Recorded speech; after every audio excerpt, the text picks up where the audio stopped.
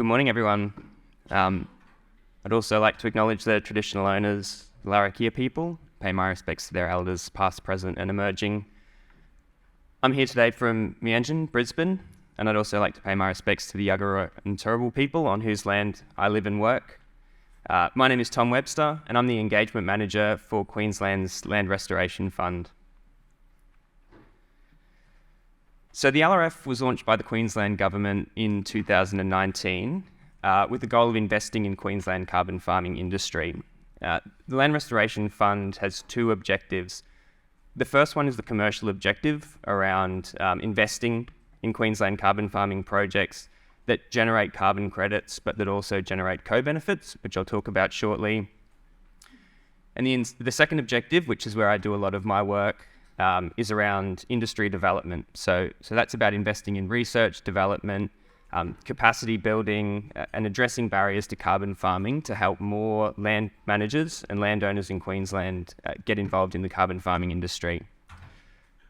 What makes the Land Restoration Fund different from other schemes in Australia is that we purchase both the carbon credits from projects, but we also purchase the socioeconomic, environmental, and First Nations co-benefits generated by these projects.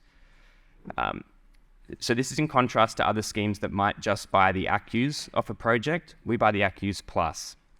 So what that means is that projects with really valuable co-benefits, similar to some of the projects that we heard about yesterday that may be returning people to country or improving the health of country, stand to make more with the LRF than they do with other schemes, provided that those additional benefits can be recorded and that there can be evidence of those benefits.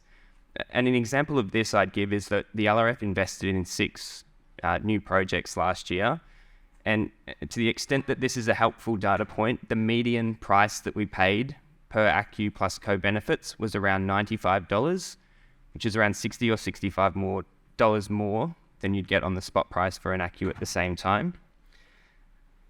I think this goes to what Debbie from Olcala was saying yesterday about the premium that the market puts on carbon credits, Indigenous carbon credits, and you see it with the Land Restoration Fund, where we're investing in more than carbon. We're investing in those additional benefits that were being discussed yesterday that you see on country and in communities.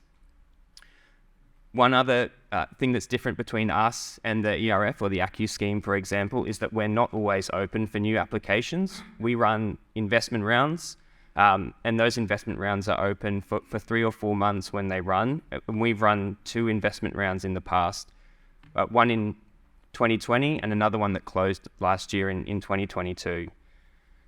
So in 2020, we invested in 16 new carbon projects in Queensland. And as I said last year, we've invested in 6 new projects with another couple that we're just working through now. Our total investment commitment to those projects is around $100 million. 2 of the projects from round 1, and you can see them on this map up in Cape York, are Savanna burning projects.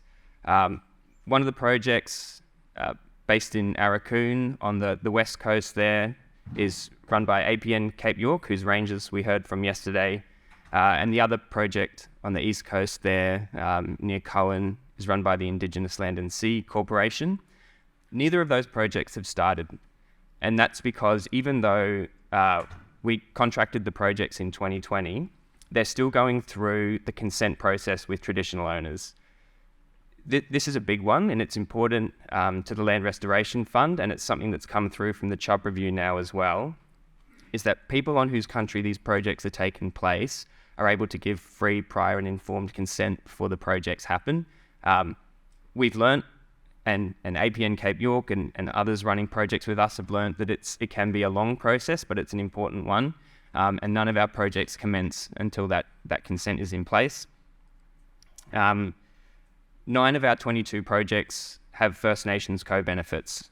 Having a First Nations co-benefit means that they take place on Indigenous land, and that is a bit of a weird term, and there's a long definition of what that means on our website, but the project has to take place in Indigenous land. 7 of our projects take place on what qualifies as Indigenous land, or they have to provide benefit to the relevant First Nations people for that land. So all 9 of the LRF projects with First Nations co-benefits qualify for additional income because they meet that requirement.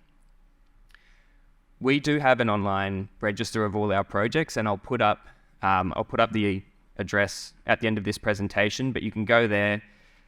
You can see what funding we've committed to all our different projects. You can see a map of where all our projects are taking place, which is also here.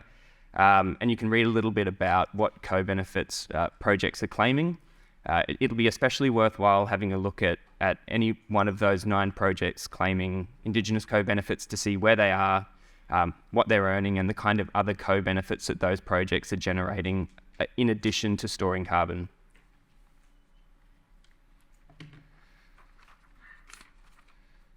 So for us this year, as I said, we've run 2 investment rounds, and we're almost certain to run another one in the first half of this year.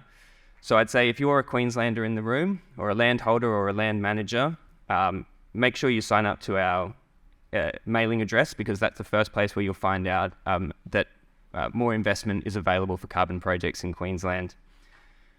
We'll also be running our 3rd carbon farming advice scheme, and through this scheme, if you're a landowner or land manager, you can get up to $10,000 to help you with costs of carbon farming advice.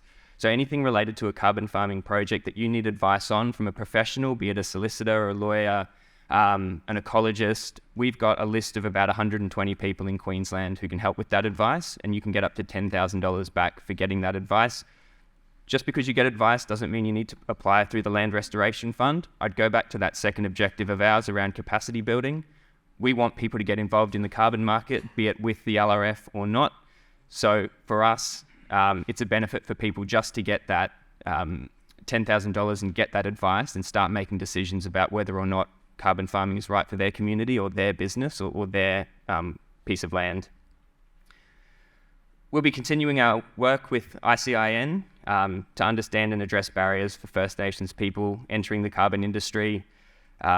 And we'll be especially taking a look at how we can support First Nations people to get the skills and training that they need to get involved in the rapidly growing carbon market. And that's something I'm really interested to hear and learn more about in the sessions this afternoon. And finally, we'll of course be working more with our colleagues at a federal level and state level. There's just so much happening with carbon and natural capital at the moment. It can be a bit of a head spin, and I work in there, so I know what it's like to be on the outside, seeing everything that's happening.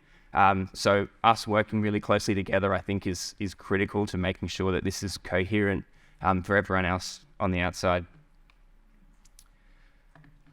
That's the web address. Look, we've learnt so much in the LRF over the last 3 years. We've learnt a lot of it the hard way, and I think some of our proponents in the room would agree with that. We've done a lot of things for the first time, and we've learnt things as a result of that. I've only been able to cover a small amount of it in this talk. There's more of it on the website, but I'll be in workshops and around the place this afternoon and today, so if you see me around, come and say good day. Otherwise, I hope you enjoy the rest of the forum. Thanks very much for having me. Thank you.